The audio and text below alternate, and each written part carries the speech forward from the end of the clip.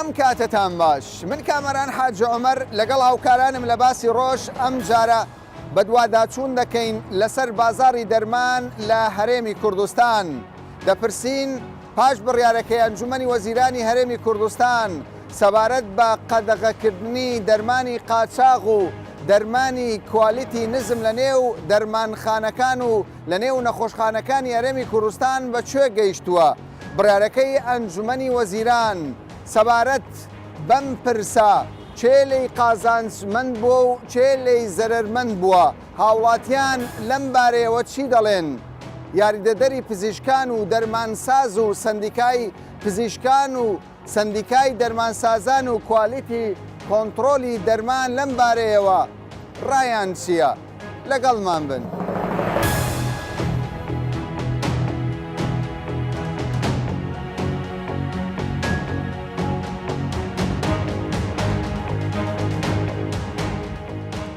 پێم بڵێ کێشەی ئێوە چییە؟ کێشەی ئێمە سەبارەت بە داخستنی عیادەکانە ئێوە معاون طبی بەڵێ ئێمە معاون طبی من هاریکاری دەرمانساز مەکو هاریکاری دەرمانساز بەڵێ عیادەکانی ئێمە داخستەوە بە بڕیاریشی ئەنجومەنی وەزیران ئێمە لەگەڵ یاساین بەڵام یاسای چەند عیادە داخراوە لە سنووری قەزای بەڕەش هەفتاوێک عیادە داخراوە. باشە تۆ دەڵێ چی لە سەبارەت بە داخستن خۆی داخستنی بڕیارەکە یاسایە سەر و سەرچاوان ئێمەش لەگەڵ ئەوەین کە عیلاج کۆنتڕۆل بکرێت لە هەموو شوێنێک لە هەموو کوردستان بە سەر و سەرچاو بەڵام ئەو بڕیارە دەرچووە تەنها لە بەردەڕەش جێبەجێ دەکرێتن ئێستاکە ئەویش لیژنەیەک لە بەردەڕەش پێکاتێ لیژنەکە لە چیە لە هەولێریش بەپێی زانیاری ئێمە لە هەولێریش داخراوە لە دهۆکیش داخراوە پەیوەندی بە تازەوە چەند ڕۆژێکە لە هەولێرەوە دەست پێ کردێ ئێمە بۆ ماوەی 22 ڕۆژە دامان خستیە ئێستا بەپێی زانیاری ئێمە بەس لە هەولێر زیاتر لە 56 دەرمانخانە داخراوە وایە دەرمانخانەکان داخراوە بەڵام لای ئێمە هیچ کتابێک نەهاتوە تا ئێستا بلێ وەڵای ئەوە کتابێکی ڕسمیە ئێوە دەبی دای بخەن شۆرتە هاتووە تەلەفۆنی کردووە کاکە دەبێ و عیادە دابخرێ واستەکاری هەیە طبعا لە هەموو شوێنێک دەبیتن بەس کا کامەران یعنیمە دەبی لە دوو پیشەی خۆمان بڕۆین ئێستا کە من لە بنکەی دارەت و دەوام دەکەین ئێستاکە کە لۆ لە سبیانێ من تا 22 بنکەی هەیە تەنها 4 دکتۆرمانەیە ئێستا لە سبیانێ من سعات 8ەوە 8 و نیوە من نەخۆشی بەڕێ دەکەم هەتا سعادیەکی پاش نیمەڕۆ بۆ دانی هێوا دانی سبیانی حەقم هەیە نەخۆش بەڕێ بکەم بۆ دانی هێواری حەقم نییە. باشە کەواتە ئێوە هاتوونە تێرە داوای مافی خۆتان بەێ داوای مافی خۆمان سەرۆکی لیژنەی بەدواداچوو لە کوانیتی کۆنتڕۆل من نەوی ئەمانە هاتوونەتە کوالیتی کۆنتڕۆل وڵامت چێ بۆوان دەڵێ واستەکاریە یاسەکەتان سەرتا سەرینی ئەمە قرارەکە لە ئەنجومەنی وەزیران داوەزیە و لە هەموو کوردستان تەطبیق دەکرێتن هیچ واستەکاری شتێدانە شتەکان وازەحە لەبەرەوەی ئەمە تێکەلبوون قرارەکان زۆر سەلیم و زۆر ینی پێکاندیتی برادران نازانم هەمویان چیان تەواو کردێ بەڵام لە کارمەندانی تەندروستی ئەگەر بگری عیادە لا گۆڵانەکان تێدا قسمی مەساجی تەواو کردی عیلاج تەبیعی تەواو کردی دەرمان دەفرۆشی. باش ئێوە مەساجتان تەواو کرد؟ نا هاریکاری دەرماسازین ئەوەی مەساج دەکاتن با لەگەوی سزا بدەن بۆ ئەوەی تر سزا چی تەواو من پەرستاریم تەواو کردم من هاریکاری دەرماساز کۆلێژی پەرستاریم تەواو باش ئەمانە مافی ئەوەیان هەیە با ئەمن ئەوە لەوە باس بکەم قرارەکە لە غەیری دەرمانخانە هیچ کەس لە بۆینە دەرمان بفرۆشت. باش ئەوە یەک دووەمین ئەمەوە حالەتانەی کە هەبووە لە عیادە لا کۆڵانەکان تێدا بووە ئەشیعی تەواوکرێت تشکی تەواوکرێت دەرمان دەفرۆشتن ڕێخستنی ئەوانە قرارەکە ئەو هادرەیە کە ئیجازەکانیان بگەڕێتەوە وەزارەتی تەندروستی لە وەزارەتی تەندروستی دووبارە ڕێگەیان پێ بدرێتەوە کەوای ئەوە بەدواداچوون دەکەن لەسەر بڕیارەکە بەڵام ئەوانە نۆرینگەکانیان داخراوە عیادەکانیان داخراوە. با من باسی شتێکی ئەلمیت لە بۆ بکەم ئەوە یعنی نقطەی ئەلمی زۆر گەورەی تێدایە پێشتر هەشدا ئایتمیان هەبوو لە بۆ ساڵێک بوو دوای ئەو ساڵە تاوان زۆربەی گەلک زۆری ئیلتزامی بۆ هەشدا ئایتمێ نەکرد بە خۆشنانەوانەیە شاهد بوو لەسەر مۆزوعی غەڵەتەکە لە چ بوو بەکارهێنانی ئەنتیباتی ئەمە وەکو کوردستان بووینە کوردستان و عێراق بووینە بارگرانی لەسەر هەموو دنیا لەبەر ئەوەندە ئەنتیباتیکمان بەکارهێنا ئیدی ئەنتیباتیکەکان استفادەیان باش بۆ کاکە بۆ ئێوە لە هەژدا زۆر زیاتر دەرمانتان فرۆشتووە دەستخۆشکا کامەران بۆ چاو پێکەوتنم بەڕاستی چەند شتێکە ئەمە کەس لاریمان لەوەی نییە کە قانون تەطبیق بکریانە دەمانوێت قانون چی ڕێدا ئەودا بەڵام من کە 4 ساڵ بەخۆم کۆلیژم تەواو کردیە مانای ئەوە نییە ئیش بکەم ئەو بڕیارێکە لە ئەنجومەنی وەزیرانیشدا چووە دەڵێ هەر یەکە بە پێی مۆڵەتی خۆی ئیش بکە. مامۆستای بەڕێزش کە باسی کرد گوتی دەبێت لە وەزارەت ئیجازەکان نوێکەنەوە بم بە خۆم سەردانی وەزارەتم کرد. گوتی هیچ بڕیارێک بۆ مە ناتوە کە ئەمە بتوانین لێرە ئیجازە بێ کە داخستنی نۆرینگەکەتان بە ناحەق دەزانن. بە ناحەق چونکە بابۆت بە نمونەیەکیش پێت بڵێم کە چۆن ناحەقە. ئێمە لە ناحیەکی وەکو کەڵک کە نۆرینگەمان داخراوە، کەڵک نە دکتۆری هەیە، نە تەواوی هەیە، نە نەخۆشخانەی گشتی هەیە، بەس مەرکەز ساحیە لە بینە ساعاتە شتایەکە. ئەو خەڵکە بەری خۆی بداتە شوێ. باش لە قانونی عراقی هەر شوێنێک دەرمانخانەی تێدا نەبوو دەرمان لە چێن دەردەکڕێتن یان دکتۆر دەتوانین دەرمان بفرۆشی یان یاریدەتەری دەرمانساز دەتوانین دەرمان بفرۆشی. بەڵام لەو شوێنانە حکوومەت هەیە نۆرینگەکانیان هەموو حکومیە و دکتۆری لێە بۆیە ناتوانانی یەکەشکە بێ دەرمان بفرۆشتن. ئەوە یەک دووەمینیش دابینکردنی دکتۆر لەسەر وەزارەتی تەندروستیە ئەو شوێنانە کە نەخۆش دەبێتن وەزارەتی تەندروستی دکتۆری بۆ دابینەکە دکتۆر نەخۆش دەبینیتن نەمن نەتو ناتوانین نەخۆش ببین و بەڕێک لە هۆکاری ئەو بڕیارانەی کە حکوومەت دابێتی ئەنجومەنی وەزیران ئەوەیە دەرمانی قاچاق نەمینێ دەرمانی کوالیتی خراپ نەمینێ و ئەو دەرمانانەی کە زۆر جار بە گیانی خەڵک ساغ دەبێتەوە زیانی پێدەکات نەمینێ. ئێوە هۆکار نەبوونە کە بەبێ کوالیتی کۆنتڕۆل هۆکارەکە لێمەنی هۆکارەکە لەسەرەوەی ئێمەیە. هۆکارەکە لە مەدخەرەکانە لە شەریکەکانە دکتۆر شێژا بەخۆینە ناو لیژنەیە باش دەزانیتن کامە دەرمان سەرچاوەکانمان لە چێە بابێتن وەکو هەولێرێ لە قوشتە بە 15 عیادە داخرا پاشە سەیدەلی عیادا لە کەورگۆسێک تەنیشتێمە من لە خەڵکی کاڵەکەم لە کەلەکە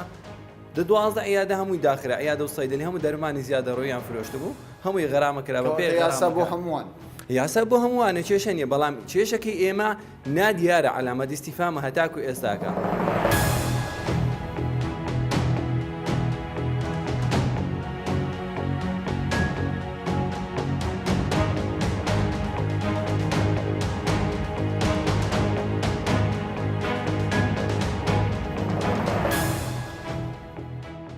قسە لەسەر ئەوەیە دەگوترێت هەڵمەتێکی گەورە کرا ئەوەی ئەمە جێبستی لێ دەبین بەشێک لە دەرمان سازان دەڵێن ئەمە هەمووی بۆ قازانجی چەند کەسێک بۆ قازانجەکە بستە گرفانی ئەو کەسان. ئەو بڕیارانە شتی زۆر جوانی تێدایە بۆ جێبەجێکردنی مەسەڵەن ئەو لیژنەیە کە بە دووادا چوون دەکاتن ئێستا لە شاری هەولێر و شاری دوهۆک بەڵام لە سلێمانی ئەو ئیشە نەکراوە بەداخەوە و ناشکرێ بڕواناکەم بشکرێت لە سنووری پارێزگای سلێمانی لە کۆ بەولاوە ئەو ئیشە ناکرێت. کەوایە تەنیا لە ئیدارەی باشتر بڵین لە ئیدارەی پارتیە و ئیشە دەکرێت لە ئیدارەی هەولێر بەخوای ڕوونتر بی بەڵێ لە ئیدارەی هەولێر بەڵێ ڕێنمایەکان کە وەزارەکان تەنفیز دەکرێت جێبەجێ دەکرێت بە خاڵەوە ینی خاڵ پێدا دێنە خوارێ جێبەجێ دەکەن ئەوەی کە حکوومەت بڕیاری سەرداوە ئەوەی کە سەرۆکی حکوومەت بڕیاری لەسەرداوە باشە بڕیارەکان چین یان ئیجرعاتەکان چین لێرە جێبەجێ دەکرێت ئەوانەی لە سلێمانی جێبەجێ ناکرێن چین بڕیارەکان خاڵی یەکەم هەڵۆشانەوەی پێدانی 18 مادە بۆ معاون توبیەکانە وەگەڕانەوەی ئیجازەدان یان مۆڵەتدان لە سندیگای کارمەندانی تەندروستی بۆ ناو وەزارەتی تەندروستی ئەوە مەسەلەن دوو لە بڕیارەکانە. بڕیارێکی تر دەبی دەرمانساز لە دەرمانخانەکە یان کۆگاکەی داوام بکە. بڕیارێکی تر دەبێت دەرمانساز تەنها یەک دەرمانخانەی هەبیان یەک کۆگا یان یەک کۆمپانیا. بڕیارێکی تر دەرێ ئەو دەرمانسازانەی کە لە کۆنتترۆلی جۆری دەرمان دەوام دەکەن یان لە ئەو شوێنانەی کە ڕاستەوخۆ دەرمان دەکڕن و دەفرۆشن دەبی ئەوانە حکوومەت ئیجبار دەکات وەزارەتی دارایی کە ئەوانە پارەی زیاتریان بدرێتێ حەقی مۆڵەتەکەیان تاوەکو نێن لەگەڵ یەکێکی بازرگان کار بکەن. بڕیارێکی تر ئەوەیە کە دەرێ لە ڕێگای سیستەمێکەوە هەموو دەرمانخانەکانی هەرێمی کوردستان بکرێت بە کۆمپیوتەرایز هەر مرۆڤێک کە دەرمان دەکرێت لەسەری بە ستیکەرێک لێ بدرێ و ناویشی تۆمار بکرێت لالایەن ئەو دەرمانخانەوە کە چی وەرگشتە بۆ ئەوی بزانرێت لە داهاتوودا کە دەرمانیشتر وەردەگرێ مەسەلەن کارلێک نەکات. کەوایە لە ئیدارەی هەولێر ئەم بڕیارانە جێبەجێ دەکرێت بەڵێ لە سەدا چەندی جێبەجێ کراوە هەتا ئێستا ئەو بڕیارانە بەخۆی بە پێویستی بکات پێویستی بکاتەوە بە مەسەلەن بە هەنگاویش هەنگاو لە دوای هەنگاوە من تا ئێستا 170 جێبەجێ کراوە. باش دەڵێن ئەو بڕیارانەی ئەم دوایی حکوومەت ئەو هەڵمەتەی کراوە لە بەرژەوەندی چینەکی هەژاری نێو وەزارەتی تەندروستی داوە و خەڵکانێک کە لە دەرەوەی وەزارەتی تەندروستین ئەوان گیرفانیان پڕی پارە. بەڕوونتر باز بکەین ئەو هەڵمەتە سوودی بۆ کەس نەبووە. سوودی تەنها بۆ هاوڵاتی هەژار هەبووە کە ئەوەی پێشتری ئەو دەرمانی کە وەری دەگرت مثلەن لە ئەو شوێنانی مۆڵەتیان نەبووە نەیدەزانی چ وەردەگرێت و کەسیش ڕەقیب نەبووە لەسەری وەکو جیهاتێک کەوای ئێستا کوالیتی دەرمانەکان باشتر بوو. ئەکید 100%. یعنی بەڕاستی پێم ناخۆشە خەڵک دەڵێ ژەهر ئێمە 550 دەرمانخانەمان هەیە. ئەو دەرمانخانە ڕۆژانە ئیش دەکەن دەرمان دەدەن هاوڵاتیان ئەو هاوڵاتیانە لەکوێ چا دەبن.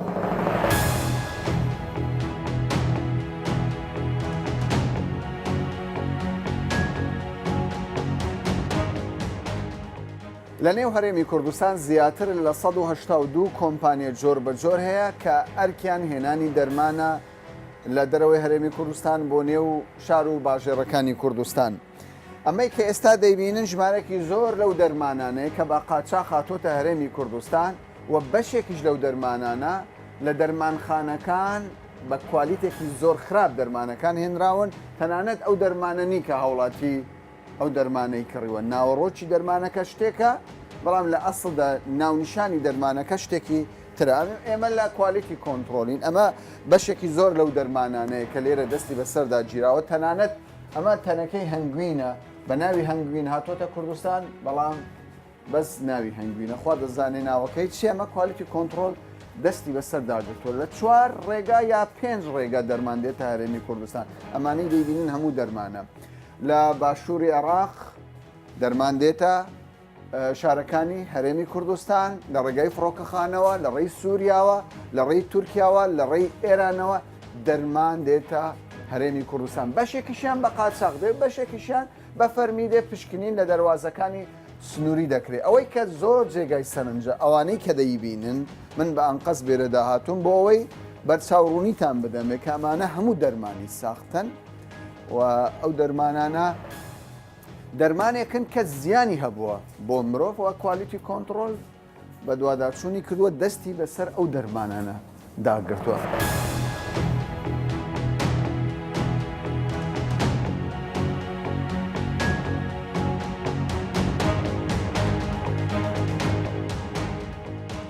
بڕیارەکەی ئێوە دەگوترێت بۆ خەڵکێکی هەژار فەقیر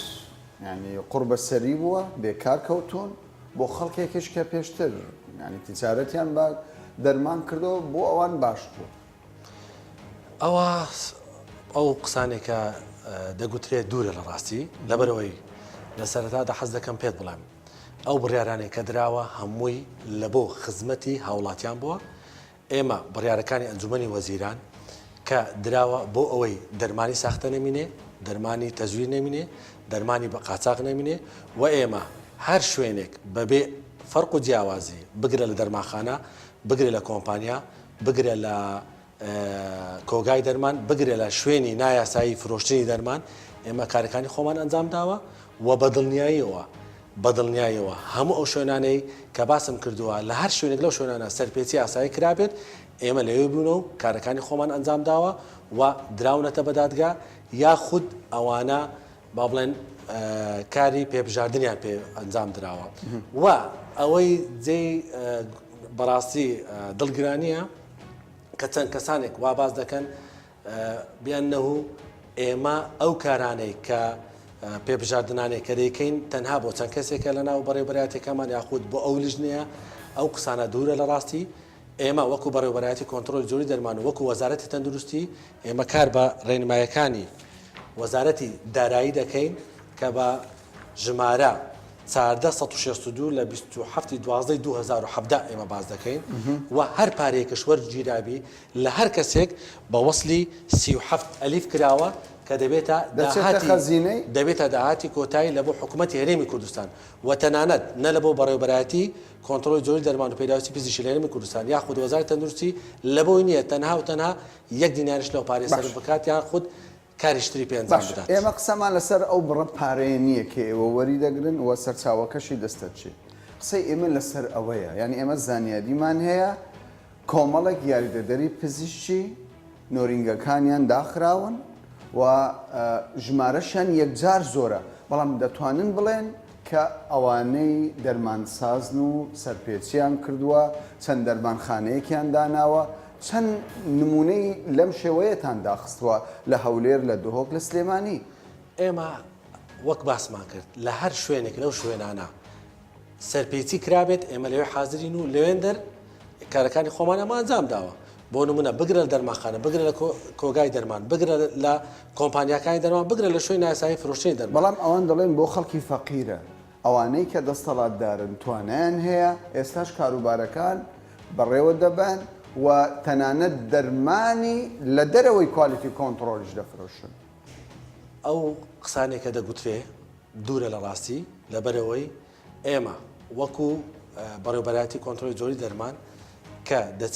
دەچینە شوێنێک بۆ نمونە کە دەچینە دەرمانخانەیەک دەرمانی قاچاقی تێدا بێت هی هەر کەسێک بێ ئێمە ئەو دەرمانخانەمان داخستووە دەرمانخانەمان داخستووە کۆگای دەرمانمان داخستووە بگرە 22 دەرمانخانەمان داوە بە دادگا نەک کەیسی 22 دەرمانخانە کەیسی 22 دەرمانخانە ئێستاوا لە دادگایە سەرپێچەکانی ئەوان سەرپێچەکانیانەوە بۆکەوە لە دەرمانخانە هەبووە دەرمانی تەجویری هەبووە لە دەرمانخانە هەبووە دەرمانی قاچاق هەبووە و تا ئێستاش کەیسەکان لە دادگانە دەتوانن بچن دەرمانی تەزویر دەرمانە ئەو دەرمانەیەکەوە بە ساختەیە مادە ڕاستەقینەکەی تێدانە و هاوردەی کوردستان دەکەن نمونەیان زۆر بووە بە دڵنیاوە بۆ نمونە ئەوە لە دەرمانخانە گیراوە ئەو دەرمانە ئێمە باز دەکەین و ئەو دەرمانخانەیە ئەوە دەدرێت بە دادگا یانی ئێستا کەیسی لەدا کەیسی ئەوە وا لە دادگایە ئەمامان چ جۆرە دەرمانێک بووە ئەو دەرمانە بۆچی ینی ئەو دەرمانە زەرەرەکەی چی بووە کە سەرپێچی خۆی کە تۆ باسی دەرمانی ساختە دەکەی و ئەو دەرمانەیە کە پێکاتە سەرەکەەکەی بە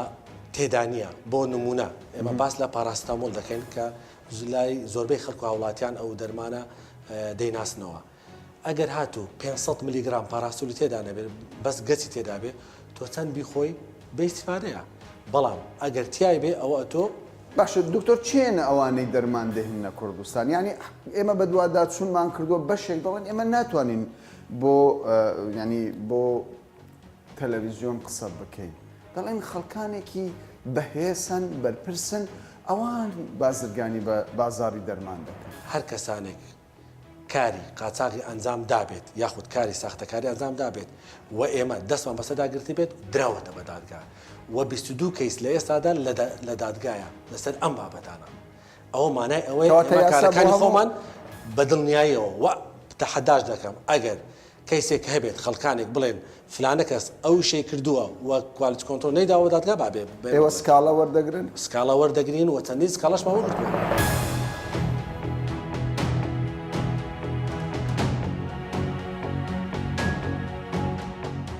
دەتوانین بڵێن دەرمانەکانی ئێوە بە کوالیتی کۆنتڕۆل تێپەڕیوە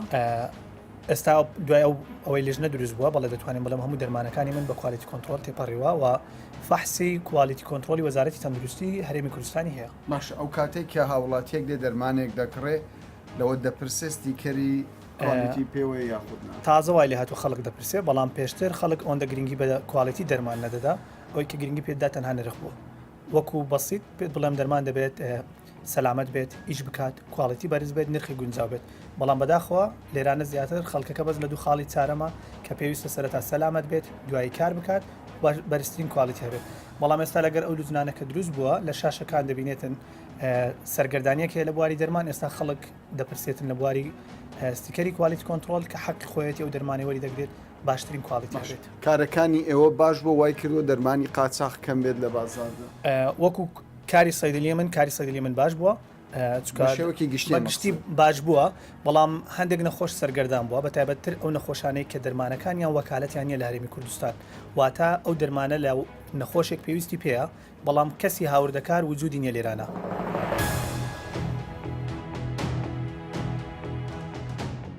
دکتۆر هەڵمەتێک دەستی پێ کردووە و لیژنە دانراوە ئێوە وەکو سندیکای دەرمان سازان لە چێوە ئێو هەڵمەتەدان مەسلەی لیژنەدانان ئەوە لە یاسا خۆی دیاری کردووە کە مەسلەی لوجنە و تەفتیشکردن ئەبێ مفتش پێ هەڵسێ مفتش ئەوە پشکێنەرە دەبێت لە وەزارەتی تەندروستیەوە دابنرێ یا وەزیر دایدەنێ یا ئەنجومەنی سندیکایی دەرمانسازان دایدەنێ ئێمە بە وەزیر مانوت مفتشدانێت تا بتوانێت هەموو شوێنەکان پشکنێ چ ئەهلی چ حکومیش ئەو شوێنانەی کە دەرمانی تێدایە ئەوە نەکرا کە نەکرا یاسا دەڵێ بێ مفتیشە مفتیش یا بێ پزیشک بێ یا بێ دەرمانساز بێ ئەمە قانونە لەبەر ئەوە هەرچ لوژنەیەک چێتە سەرەت شوێنێکی دەرمانسازی بێ ئەوەی پشکێنەری لەگەڵ بێ ئێمە بە قانونی نازانین یاساین چونکی لە یاسا دەڵێ لە یاسای دەزانە پیشەی دەرمانسازی عێراقی کە ئێمەش لێرە لەسەری دەڕۆین کە کار پێکراوە دەڵێ یەکون التەفتیش مع المفتش هەچ کەسێ بێ تەفتیشکە ئەبێ مفتشی لەگەڵا بڕابۆ یعنی ئەمە لە خۆی ناتوە کە جەنابی مفتشی بڵین ئەم عەسرەیە چیتە سەر فڵان کۆگا لەگەڵ لوژنەیەکی سەحە یا قایم قامیەت دوای نیو سەعاتی کە جهتێکی کە پێ دەڵێ ئەرێ با بچینە سەر عینەن کۆگا دەڵێ بابە من ئەسەر پێش نیو سەعات لێ بووم خۆ ناکرێت چونکە سەیدەلانی سەرۆتێکی هینە علمیە زانستیە کۆمەڵایەتیە بۆ ئەم میلەتە نابێتەوە وەکو شوێنێکی ئەتیادی معاملە لەگەڵەوانە بکەیت لەبەرەوە مفتش هەم قانونیە هەم یشەکە تەنسیقەکە بۆیە بەڕاستی ئێمە لەگەڵەوە نین ئەو فەوزای لە تەفتیشا هەبێ یەک جهت هەبێ کە وەزارەتی تەندروستیە بەڵام ئێستا ئەو لژنەی کە دانراوە دکتۆر ئیجرعات دەکا خەڵکی سزا داوە پێ دوایە لەسەر بنەمایە کە لە دەرەوەی یاسا بێ دەکرێت لە هەرێمی کوردستان بەو شێوەیە بەردەوام بێ ئێمە هەموو شتێ بێ بە یاسا دانراوە بۆ ئەوەی ژیان ڕێکخا لە هەموو مەجالێکە یاسا ئەمێ ڕێخستووە و لە یاسای دەستدانە پیشەی دەرمانسازی عێراقی و لە یاسای پەرلەمانی کوردستانیشی ساڵی 99 ژمارە 8 نیشانەی داوە بەم خاڵە ینی کەوا سزادان هەیە لەبەر ئەوە سزادان هەبێ قانونی بێ هەرچی سزادانێک دەرەوەی قانون بێت بە قانونی نازانین بەڵام ئەوان دەڵێن ئێمە بڕیارەکە لە لای ئەنجومەنی وەزیرانەوە دەرچۆ خودی سەرۆکی ئەنجومەن کامەرانجان لەسەر سرم ئەو بڕیاری ئەوان ئەوەی کە ئەنجومەنی وەزیران دەری کرد پاڵپشت بوو بۆ ئێمە و ئەو یاسایی کە هەمانە کە هەندێک خاڵی تەطبیق نەکرا ئەو بڕیارانە وای کردکەوە پاڵپشتێ بێت بۆ ئێمە بۆ ئەوەی وەزارەتی تەندروستی و داخلی یارمەتی دەربن بۆ ئێمە باشە بەڵام بڕیار هەیە یاسا هەیە یاسا بە بڕیار ناشی ئێستا سەرۆکی ئەو لیژنەیە دەڵێ لە پاش دروستکردنی ئەو لیژنەیە تا ڕادەیەکی زۆر دەرمانی قاچاقمان نەهێشتووە تا ڕادەیەکی زۆر نەمان هێشتووە ئەو دەرمانەی کە زیانی بۆ مرۆڤەیە بێتە نێو هەرێمی کوردستان سەیرکە من لێرە نامێ ینی بەڕاستی ئەموێ نووسپاسی بکەم کوالیتی کۆنتڕۆڵ هیلاکە ئیشەکە بەڵام فریا ناکەوێت بۆ چونکە ئەو دەرمانی کە داخڵە بێت زۆر لە ئیمکانیەتی ئەو زیاترە بۆ فەحسکردن ناتوانێت کۆنتڕۆڵ ناتوانێت هەمووی فەحس بکەوە بە بەڵگەتان هەیە ئەمە بڵێ کە مەسەلە کە فەحسی وشیەکە کە فەحسی وشیەکات ئەبێ سیکەری لێ بدرێت ئەوە مەجموعەوە تا بەخوا 990 تقریبان بە 2 ساعت کۆمان کردەوە حەزێکی شاشەکە نزیکەرەوەمی فەحس کراوە ئەرزی دەکەین سیکەری پێوە نییە ئەمانە هەموو سیکەری کوالیتی کۆنتڕۆڵ نییە بەڵام لە کوالیتی کۆنتڕۆڵ پشتی فەحس کراوە هەمووی بەس دەبێت ستیکەری پێوە نییە ئەچێتە دەرمانخانەی فەرمی هی ڕسمی کە نەخۆشە چێ دەرمانەکە وەرەگرێ دەڵێ هیچ نەکراوە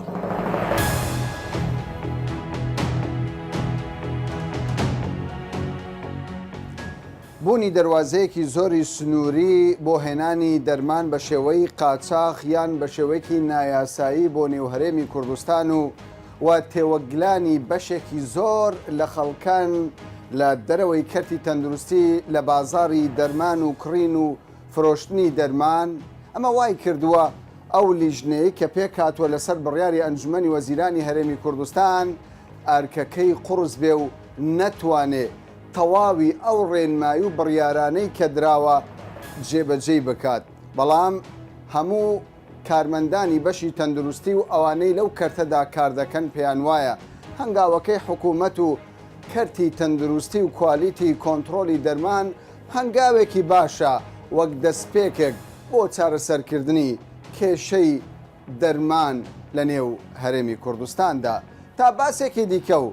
بابەتێکی دیکە بەخواتان دەست پێ.